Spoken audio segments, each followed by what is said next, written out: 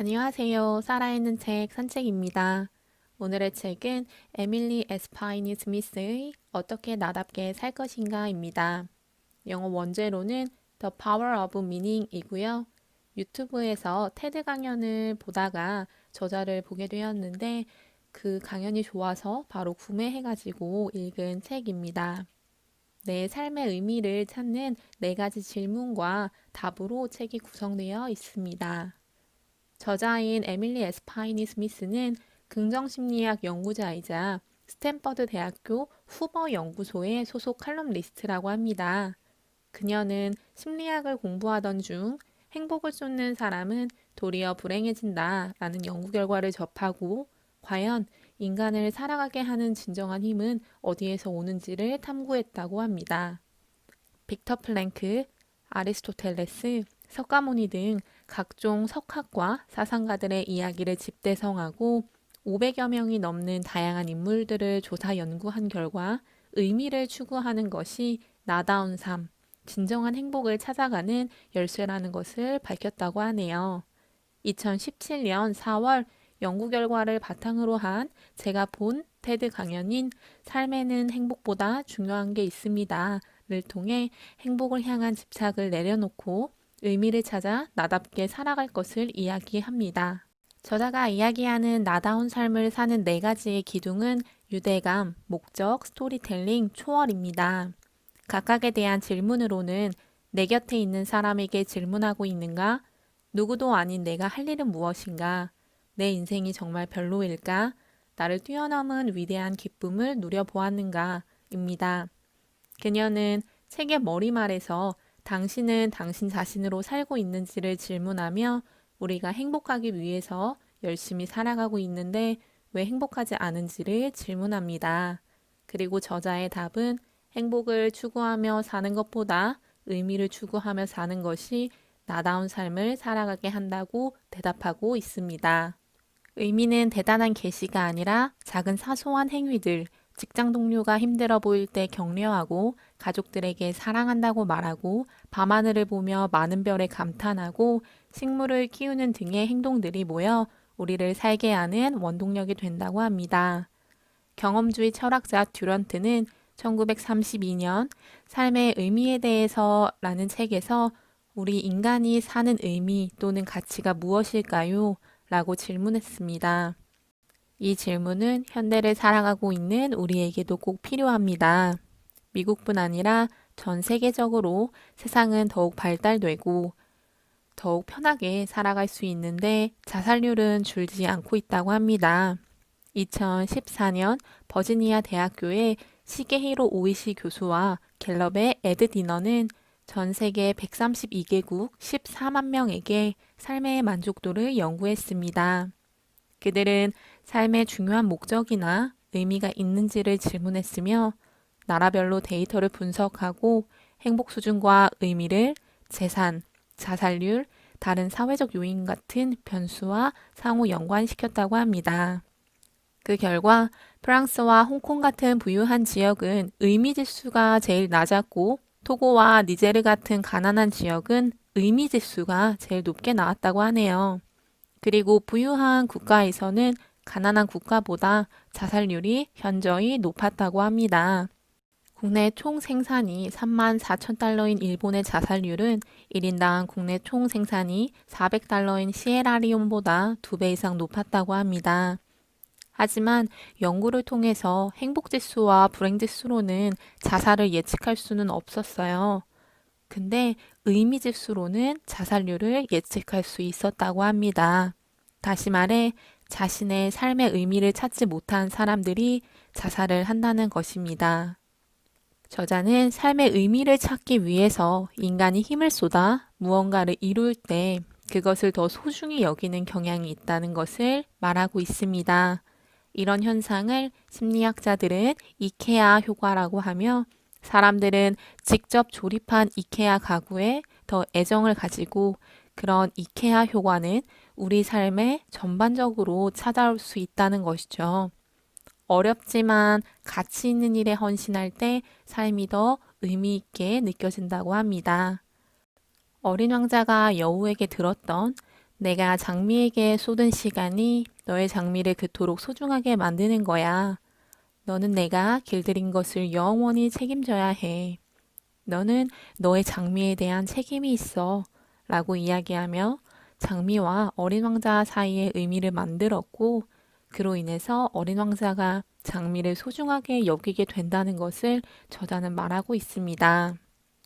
앞서 이야기했지만 다른 사람들과 긍정적인 방식으로 관계를 맺고 유대감을 느끼는 것, 시간을 쏟을 가치가 있는 일을 찾는 것, 자신과 세상을 이해하는 데 도움을 주는 이야기를 만드는 것, 자기 상실이라는 신비로운 경험을 해보는 네 가지인 유대감, 목적, 스토리텔링, 초월은 우리 삶의 의미를 만들고 지탱해주는 기둥이 된다고 저자는 이야기하고 있습니다. 첫 번째 기둥인 유대감을 조금 더 풀어보자면 사람들은 누구나 친구, 가족, 연인에게 이해와 인정을 받고 싶어 합니다. 우리는 사랑을 주고받고 집단에 속해 있고 싶어 하며 모든 사람들은 어딘가에 소속된 감정을 원한다고 합니다. 유대감은 어떤 집단에 속할 때 생기는 가장 중요한 의미의 원천이며 사람들은 다음과 같은 두 가지를 충족할 때 유대감을 느낀다고 하네요. 먼저 상호 애정을 전제로 애정을 맺는 것이며 다른 사람과 자주 즐거운 상호작용을 맺는 것이라고 합니다. 레네 슈피츠의 이야기에 따르면 아이의 건강한 발달 과정에서 사랑의 역할은 굉장히 중요하다고 합니다. 슈피츠는 불우한 환경의 두 영유아 집단을 비교했으며 한 집단은 고아원에서 자란 집단이고 다른 집단은 뉴욕주 교도소 내 유아원에서 자란 집단이었습니다. 고아원은 세균 확산을 막기 위해서 직원들이 아이들을 만지는 경우가 거의 없었고 아이들이 자는 공간도 개개인별로 분리했다고 합니다. 하지만 교도소 내 유아원은 서로 자유롭게 놀기도 하고 부딪히기도 했으며 엄마들이 교도소에 있지만 가끔 아이들과 함께 놀아주기도 했다고 하네요. 두 집단에서의 영유아 사망률은 고아원이 현저히 더 높았으며 이 연구의 결과에서 보여주는 것은 애정 결핍이 아이들의 건강을 위협한다는 것입니다. 영유아도 그렇지만 성인들 역시 친구, 가족, 연인과 맺는 유대감은 살아가는데 엄청난 의미가 있다고 합니다. 두 번째 기둥은 목적입니다. 우리는 저마다 강점, 재능, 지식, 경험이 다르고 그러한 것들이 모여 자신의 정체성이 된다고 하는데요. 우리는 저마다의 목적이 다르고 우리가 가진 정체성은 개개인이 다 다르기 때문에 우리의 목적은 같을 순 없을 것 같습니다. 저자는 사는 이유가 꼭 거창해야 하는지를 책에서 묻고 있는데요. 하지만 당연히 목적은 거창할 필요가 없으며 즐거운 사무실을 만들거나 기린의 삶을 더 행복하게 만드는 일에도 목적을 찾을 수 있다고 합니다. 제 삶의 목적 중 하나는 책을 읽고 유튜브를 공유하는 것이 되는 것처럼 아마 사소한 것들도 삶의 목적이 된다고 저자는 말하고 있는 것 같습니다. 스탠퍼드 대학교 발달심리학과 교수 윌리엄 데이먼은 목적에 두 가지 중요한 면이 있다고 합니다. 하나는 지속적이고 원대한 것이며 이는 항상 지속적으로 실천해야 한다는 것입니다. 두 번째는 세상에 대한 기여를 수반한다고 합니다. 세상에 대한 기여는 거창해 보일 수 있는 단어이지만 그렇지 않고 10대 청소년들이 청소, 설거지 등 부모님을 도움으로써도 충분히 세상에 기여를 할 수 있게 된다는 것을 예로 들 수 있습니다. 세 번째 기둥은 스토리텔링입니다. 우리는 모두 스토리텔러가 되어야 하며 인간은 창작 행위를 하는 존재, 우리 삶의 이야기를 하는 스토리텔러라고 인류학자 캐서린 베이트스는 이야기했습니다. 우리는 이야기를 통해 세상과 그 안에서 우리의 위치, 그리고 세상만사의 이유를 이해한다고 하며 스토리텔링은 인간의 의미 탐구 과정에서 꼭 필요하다고 합니다. 개인적인 생각으로는 우리가 하는 이야기가 우리를 만들고 그 이야기들이 모여 나의 정체성을 만들기 때문에 인간에게 스토리는 꼭 필요하다고 생각이 드는데요. 저자의 말을 덧붙이자면 이야기를 통해 나는 누구이고 어떻게 지금의 삶을 살게 되었는지 이해할 수 있다고 합니다. 마지막 네 번째 기둥은 초월입니다. 제가 이해하는데 조금 쉽지 않았는데요. 저자는 광활하고 불가해한 우주 안에서 나 자신이 작은 점에 불과하다는 사실이 주는 극도의 겸허함은 역설적으로 우리 안에 깊고 강한 의미를 가득 채우고 별 아래던 근사한 그림 앞이던 종교 의식이던 병원 분만실이던 잠시 동안 신비를 경험할 때 우리의 삶이 완전히 달라질 수 있다는 것이 저자의 이야기입니다. 초월한다 라는 단어는 영어로 transcend인데요. 올라가다, 넘어서다 라는 의미입니다.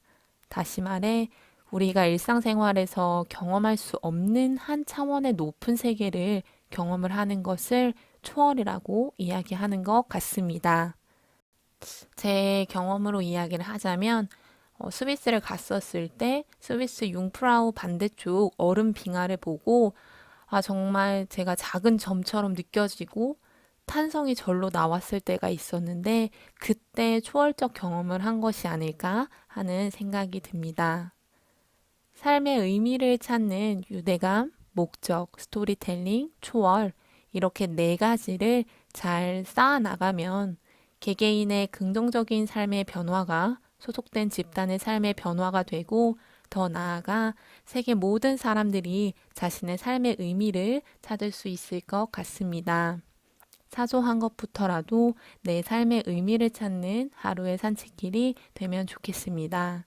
오늘의 산책길의 책, 에밀리 에스파이니 스미스의 어떻게 나답게 살 것인가였습니다. 감사합니다.